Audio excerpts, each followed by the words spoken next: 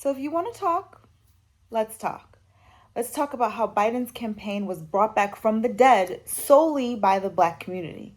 Let's talk about how he's yet to address or apologize for the 94 crime bill. Let's talk about how we're still waiting for that VP pick where he has strung along the Black community, making people think that it might possibly be a Black woman. Let's talk about he has done nothing for the Black agenda. He has not addressed it. Nothing has been brought back from his campaign on the Black community. I am still waiting to see what he is going to address with the Black community, what his promises will be. You really need to vote in your agenda. Vote your interests. There's nothing irresponsible about that. There's nothing wrong with that. We've had many conversations where the Black community has been taken for advantage. People think that we're solely going to vote Democrat. That's just how they look at us. They take our vote for granted. They take our loyalty for granted, especially Black women's loyalty, who have been the backbone of the Democratic Party for years and still nothing to show for it. We are still waiting for him to go on publications where to really talk to Black youth.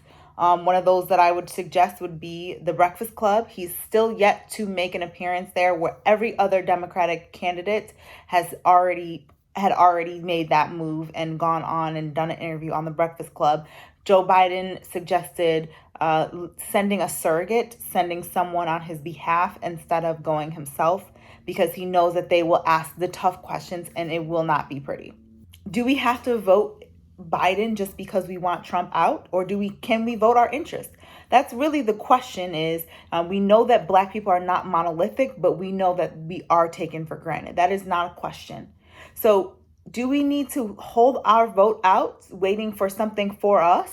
Because at this point, there's nobody that is talking to the Black community. Biden is still stringing the Black community along.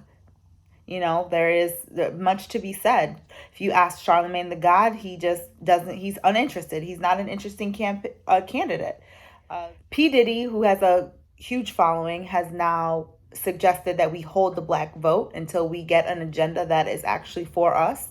One of the things that bothers me the most is that he hasn't addressed or apologized for his 94 crime bill or 86 crime clause. He wrote the 94 crime bill, but has yet to even mention what he has done wrong within that.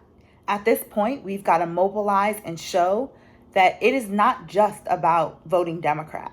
We have to show that we need what we deserve. Our communities matter, and we will not be taken for granted. They need us, and it shows that they need us. The primaries show that he needed us.